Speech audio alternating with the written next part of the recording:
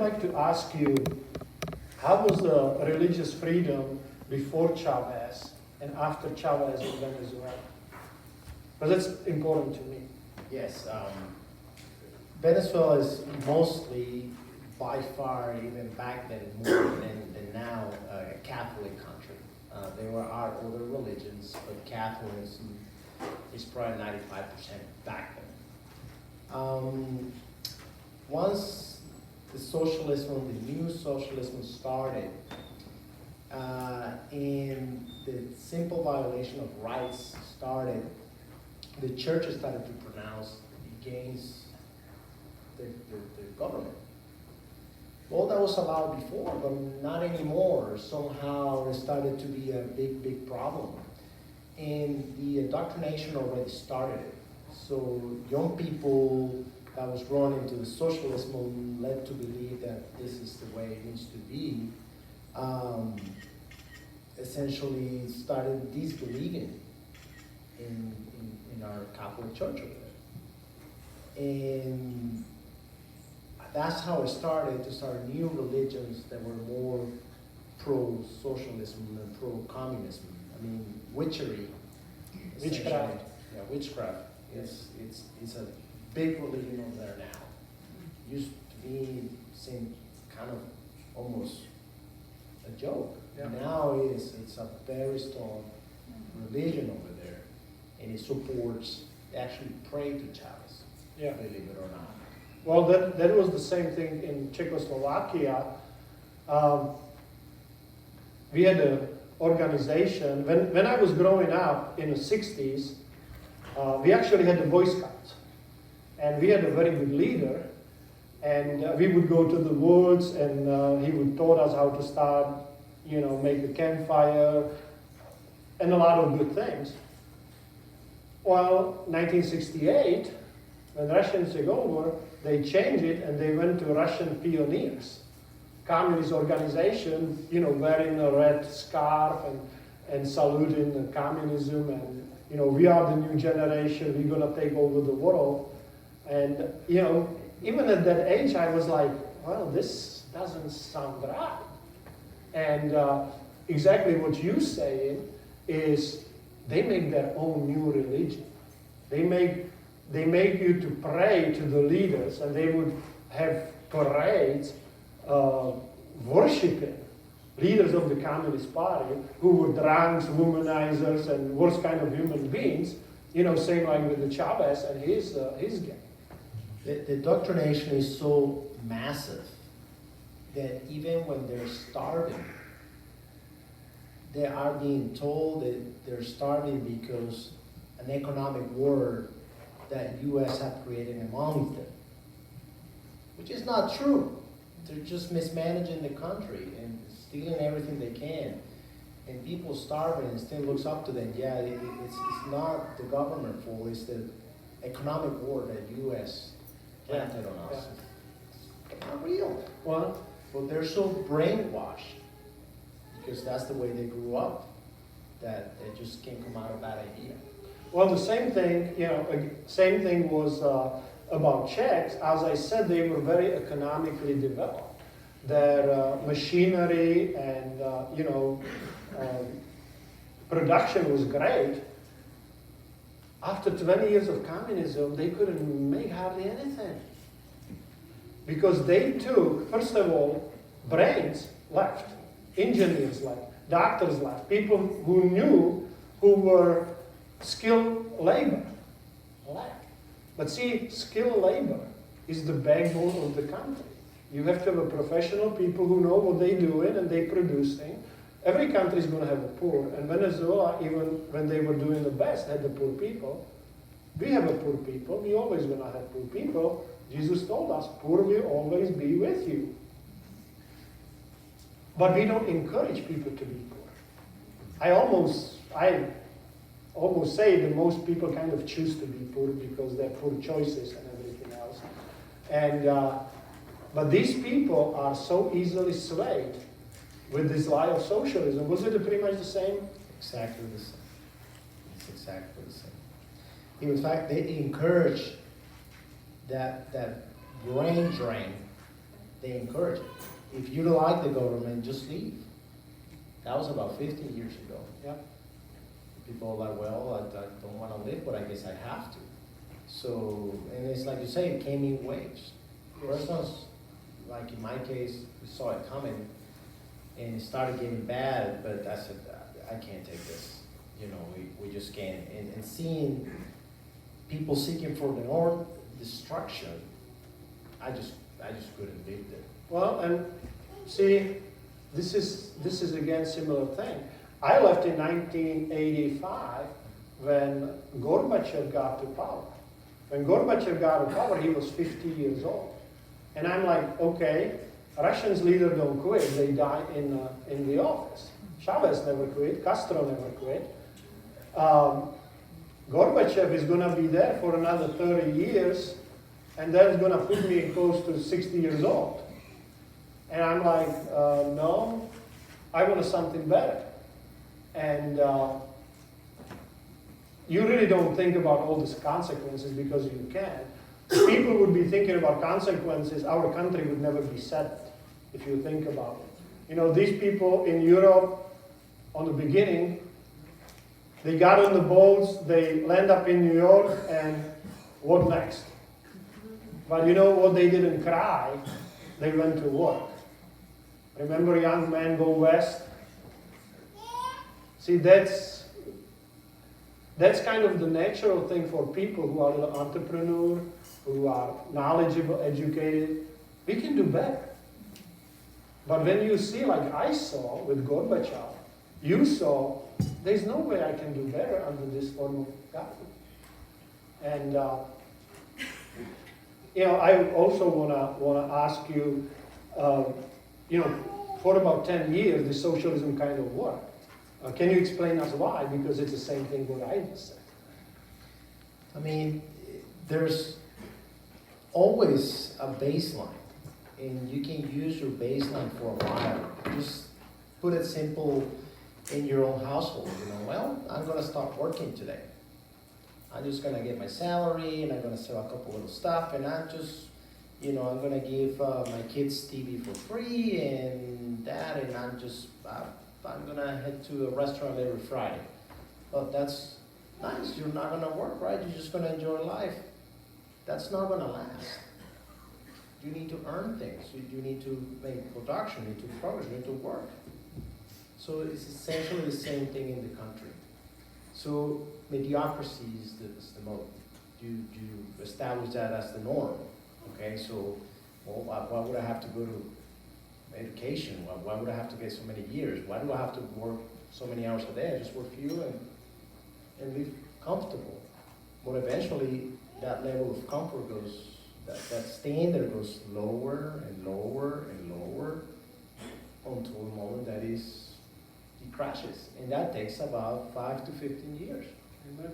Same, you know, again, see, this is the exactly same thing that's going on with Venezuela when in Czech. What happened to people? In Czech, people start heavily drinking. I mean, alcohol was a major problem. It still is. Because socialism, once it's destroyed, most important thing for the society has what's called the work ethics. That people need to work hard for what they get. When the work ethic is destroyed, and see, the Chavez, on the beginning, had a lot of money from oil, right? And he gave it to these people who were kind of poor, and you know, made the things cheap. But how did it end? It ran out. No production. To be in a country that the second oil producer on the planet.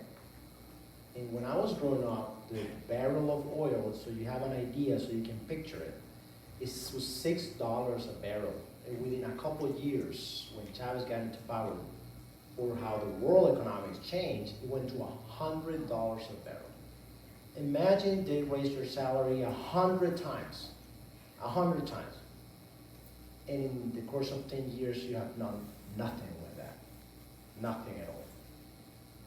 So there's no industry, there's no production, there's no agriculture. The living truth is the second world country producing of oil has to export the oil.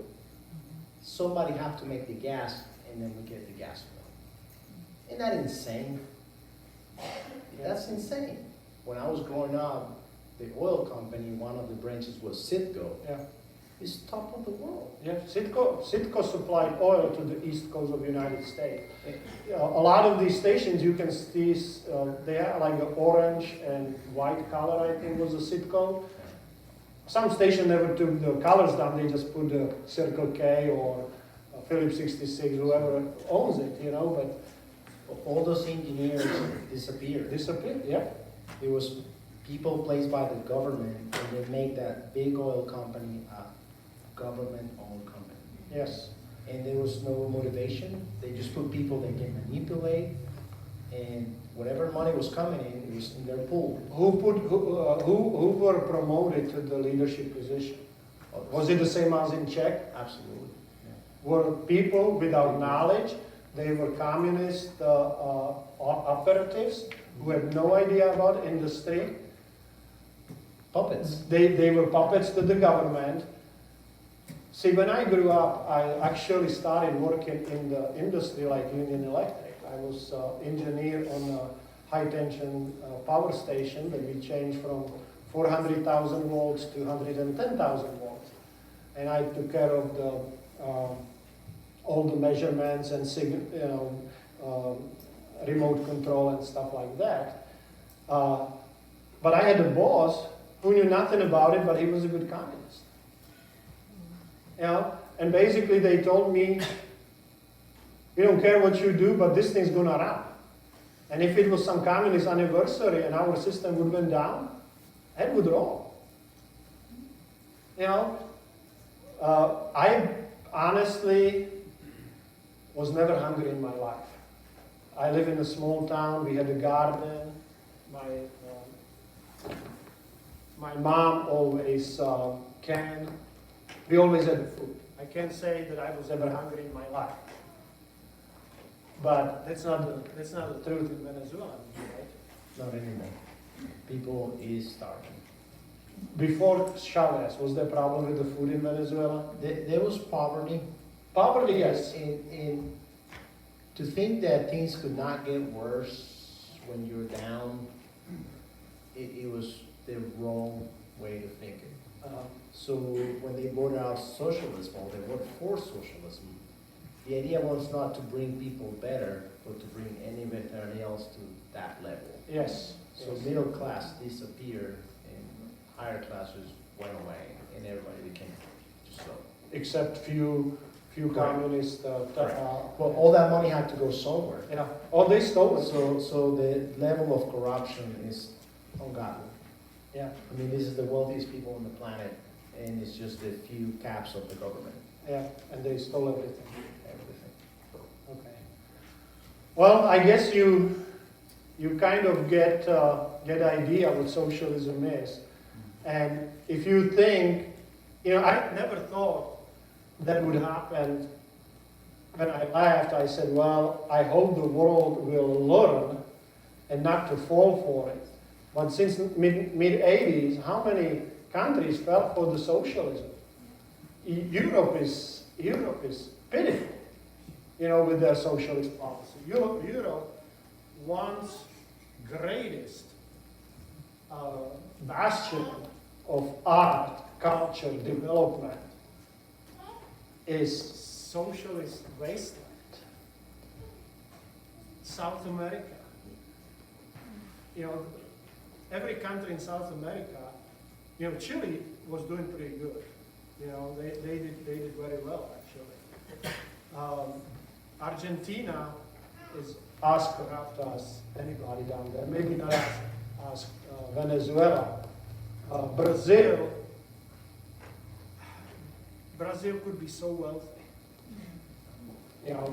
But anywhere where the socialism take hold, always same thing happen. And see, this is why Doctor and I are here, guys. Spread the news. Stop the socialism.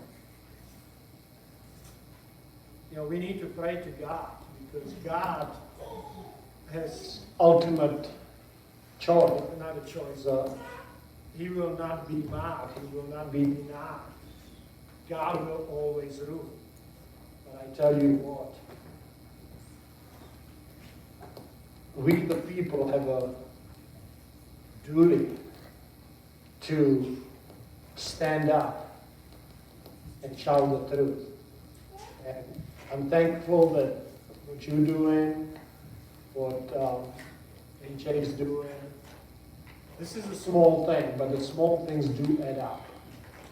We all need to do our thing. And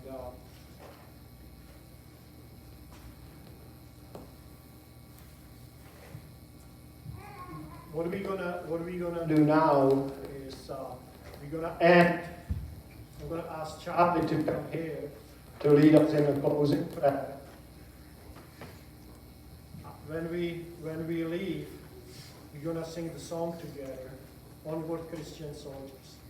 Okay, that's gonna be our song for you to march to the battle that is out there.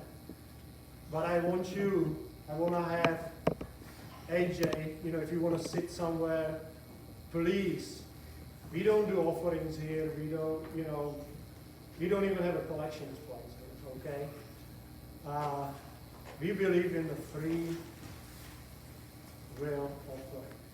If you can help them, whatever you can help them, it's fine. Talk to AJ. Danelle's gonna come down here, talk to them, see how you can help them. We wanna produce this documentary. And once it's produced, we're going to try to spread it as far as we can, Unfortunately, there's no money in it because it's not going to be monetized. It's going to have to spread by people. And they actually are working with some very interesting, powerful people. If they can push it, that I think would be game changer, to be honest with you. But let's first of all, give the doctor a hand.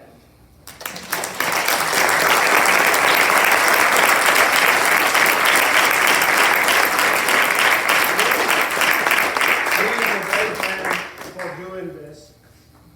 And I'm going to ask Charlie to come over here. Charlie, I'm going to try to fire up the projector. You want to stand over there, it's not going to go to your eyes. And after he's done with the praying, you're going to put the song, and please let's sing all together, because this is the battle for survival of this economy. Thank you. Charlie, please come on. Doctor.